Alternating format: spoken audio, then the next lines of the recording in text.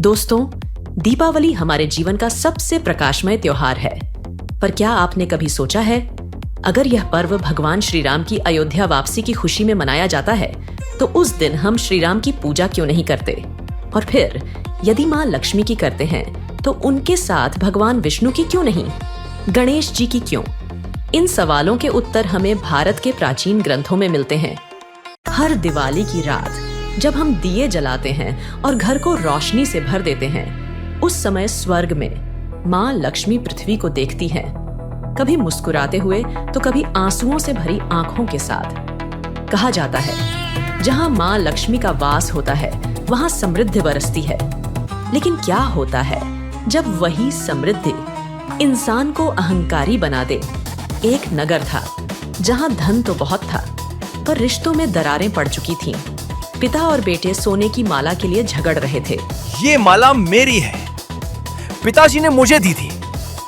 झूठ, सब बराबर बटेगा। हमेशा ज्यादा लेने की कोशिश करते हो। बहुएं पूजा की थालियों को लेकर एक दूसरे पर ताने कस रही थीं। ये सोने की थाली मेरी है, घर की बड़ी बहू हूँ मैं, पूजा में सबसे पहले मुझे अधिकार है। जब से ये धन आया है, आप बस अपने लिए सोचने लगी हैं। बाकी परिवार की खुशी अब आपको दिखती ही नहीं। और बाहर बाजार में व्यापारी अपने कर्म भूल चुके थे। सेठ जी, थोड़ी मोहलत दे दीजिए, फसल बिकते ही सारा कर्ज चुका दूंगा। मोहलत? मेरे पास इतना धन है कि मैं 100 किसानों को खरीद सकता हूँ। पैसा है तो शक्ति है, निकलो यहाँ से। माँ लक्ष्मी यह सब देख रही थी। उनकी आंखों में करुणा और मन में ग्लानि थी। वो बोली, मैं सुख देने आई थी, पर मेरे वरदान ने इनका चयन छीन लिया। क्या मेरा आशीर्वाद ही अब इनका श्राप बन गया है? वो वैकुंठ पहुंची और भगवान विष्णु से बोली, स्वामी, मैंने पृथ्वी पे सुख पहुंचाने की कोशिश की, पर वहां तो कलह और अराजकता फैल गई। ये कैसे हो गया? विष्णु मुस्कुराए और बोले, देवी, आपने उन्हें धन तो दिया, पर दिशा नहीं। धन वही है, एक शक्ति, एक ऊर्जा। अगर इसे थामने वाला विवेक ना हो तो ये शक्ति विनाश बन जाती है। तभी उनके शब्दों से दिव्य दृश्य उभरा। एक घोड़ा बेकाबू दौड़ता हुआ, एक नाव तूफान में उलटती हुई और एक नदी अपने किनारे तोड़कर गांव डुबोती हुई। माँ लक्ष्मी ने पूछा, तो समाधान क्या है स्वामी? मेरा आशीर्वाद बोझ क्यों बन गया?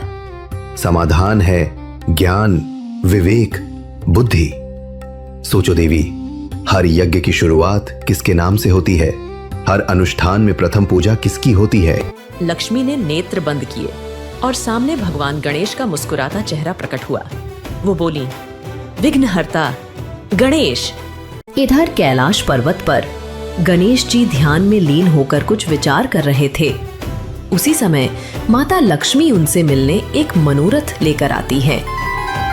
माँ लक्ष्मी ने प्रणाम कर कहा, भ्राता, मेरे वरदान से लोगों में कलह मच गई है। मैं चाहती हूँ कि जब मेरी पूजा हो तब पहले आपका नाम लिया जाए, ताकि लोग विवेक और बुद्धि के साथ धन का उपयोग करें। गणेश मुस्कुराए और बोले, धन शस्त्र की तरह है बहन। शस्त्र अकेला रक्षा नहीं करता, उसका उपयोग तभी सही होता है जब उसे ज्ञान दिशा दे। मैं आपका यह निवेदन स्वीकार करता हूँ। और तभी से यह दिव्य नियम बना, जहाँ लक्ष्मी की पूजा होगी वहाँ गणेश का वास अनिवार्य होगा, क्योंकि धन और बुद्धि का संग ही सच्चे सुख की पहचान है। और तभी से यह परंपरा शुरू हुई।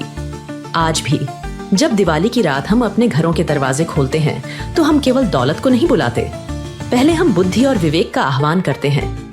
ओम गंग गणपतये नमः। हे विघ्नहर्ता, हमारे जीवन से अहंकार और लालच मिटाइए।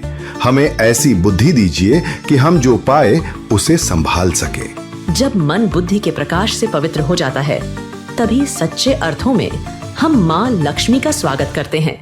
ओम महालक्ष्मी नमः। माँ, हमें ऐसी समृद्धि दीजिए जो केवल तिजोरियों में न भरे, बल्कि हमारे रिश्तों, हमारे मन और हमारे जीवन को रोशनी से भर दे। हाँ, देखो जरा, लक्ष्मी जी की पूजा में ये मिट्टी के दिए लाई हूँ। हमारे पास सोने चांदी के दिए हैं, वही रखने चाहिए। दिए मिट्टी के हों या सोने के, असली रोशनी तो भक्ति से आती है जेठानी जी।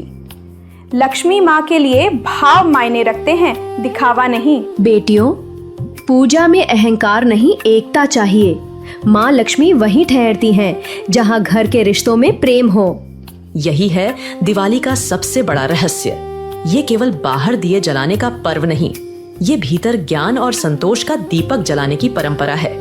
इस दिव्य जोड़ी में गहरे प्रतीक छुपे हैं। लक्ष्मी अकेली खड़ी है, बार बार एक जगह से दूसरी जगह जा रही है। शास्त्र कहते हैं लक्ष्मी चंचला है, यानी स्थिर नहीं रहती। गणेश स्थिरता और ज्ञान के प्रतीक, वे इस चंचल धन को स्थिर कर देते हैं। अकेला धन बोझ है, लेकिन धन जब बुद्धि से जुड़ता है तब वो शांति और प्रेम लाता है। इसलिए हर पूजा में गणेश हमेशा बाईं ओर और लक्ष्मी दाईं ओर बैठते हैं। शुरुआत बुद्धि से होती है, तभी समृद्धि टिकती है। अब आपकी बारी। ध्यान से सुना था? तो बताइए, जब देवी लक्ष्मी दुखी होकर वैकुंठ पहुंची तो किसने उन्हें भगवान गणेश का साथ लेने की सलाह दी? ए, भगवान शिव, बी, भगवान विष्णु, सी, नारद मुनि, डी, भगवान ब्रह्मा। अपना सही उत्तर नीचे कमेंट्स में लिखिए और देखना मत भूलिए कि आपके जैसे कितने भक्तों ने सही उत्तर दिया। इस दिवाली केवल धन की नहीं, उस धन को संभालने की बुद्धि की भी प्रार्थना कीजिए, क्योंकि जब ज्ञान और समृद्धि साथ आते हैं तभी जीवन में सच्चा उत्सव होता है। अगर यह कथा आपके दिल को छू गई तो अभी सब्सक्राइब करें और बेल आइकन दबाएं, ताकि अगली दिव्य कथा कुबेर और गणेश आप मिस न करें।